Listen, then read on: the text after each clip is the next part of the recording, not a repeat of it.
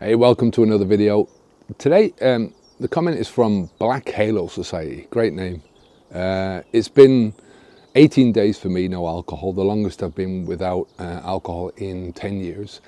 Severe depression and mind fog still. Alcohol landed me in the emergency room with crazy shakes, extremely high blood pressure, and I'm glad I didn't get a seizure or hallucinations, but I didn't sleep more than an hour or two for days. Thanks for making these videos.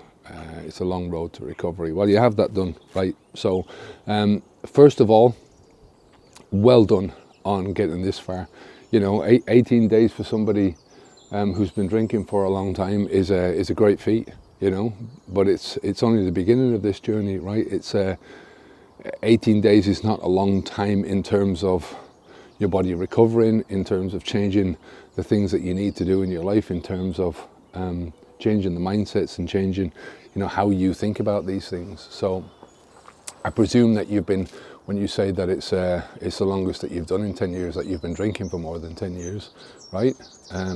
So it is what it is. I drank for over 30 years and, you know, it was a complete pain in the arse to stop.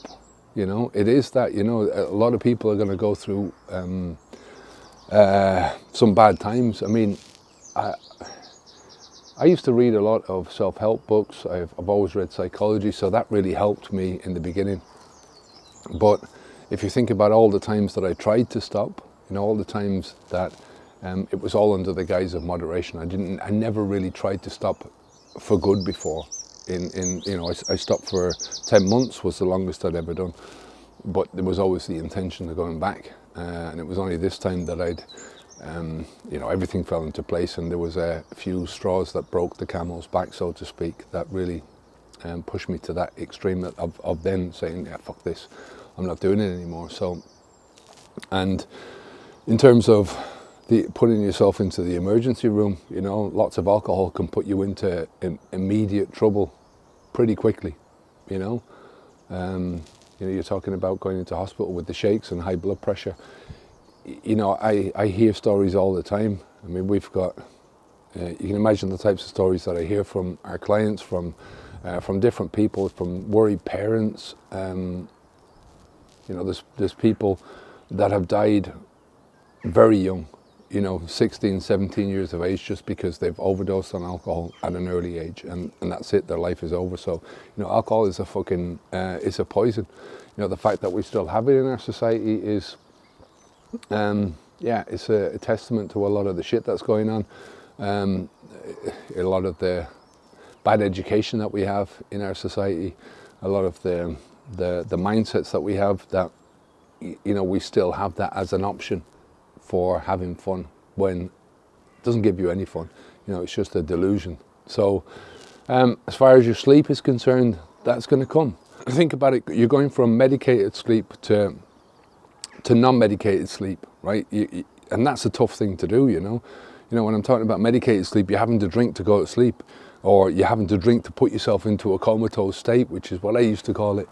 And you know, you're going to a place where you're trying to sleep on your own. You know, it's tough to do. I had the same thing. You know, it took me at least 30 days to get into that same frame of mind where I was sleeping well, but I was having the best sleeps after 30 days than I had in a long time than I could remember, you know. So you can't give in. It's just a process that you have to go through. You can't shortcut that process, you know. 18 days, 90 days into it, 20 days, keep going, because you know, all it takes is one drink and you're back to the start again. Your brain is going back to the start again. All of those circuits that are now getting used to you not drinking alcohol will go straight back to the beginning again. So, you know, it's just fucking useless to try and do this if you're shortcutting your own progress in this journey. So you have to think about this long term. Think about where you're going to be in 3 months' time, 6 months' time, a year down the road, 5 years down the road. Think about that if you carry on drinking, where you're going to be, right? And think about where you're going to be. You know, you make massive changes in 6 months if you stay away from the booze. Massive positive changes in your life, across your life. It's not just in one area, it's in all areas of your life that you'll make. Some parts of this are tougher than others. It's just the way it fucking is, You have to understand that it's a tough journey. I mean, one of the hardest ones for me was the socializing thing. I didn't know how to socialize with people. I mean, luckily I've got a big family, so it didn't really make that much of a difference to me, but it's tough. So just think about it, that your recovery has already begun. And again, recovery has a beginning, right? When you stop drinking alcohol, stop the flow, then you start to do the work, right? That's the middle of it, right? That's the middle of your recovery, but it has an end where you move on, right? Stop the flow, do the work, move on. Patience is key. Patience, we talk about this in Habits Feed too.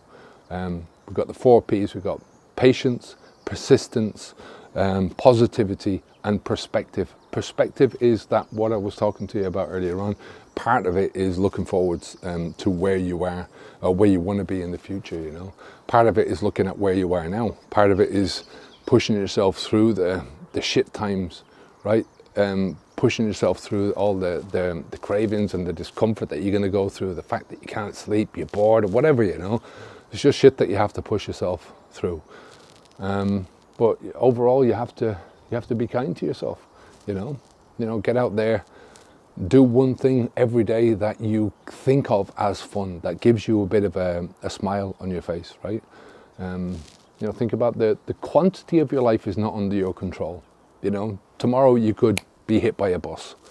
That's it. And that's the same for any one of us, You could be standing out here in the countryside, breathing in the fresh air in the middle of a field, and a fucking airplane engine could fall on your head, or a meteorite, or any one of those things. So you can't control the quantity of your life, but the quality of your life is completely under your control. So I hope that helps, mate. Take care of yourself, and I'll speak to you soon. Onwards and upwards. Say bye now.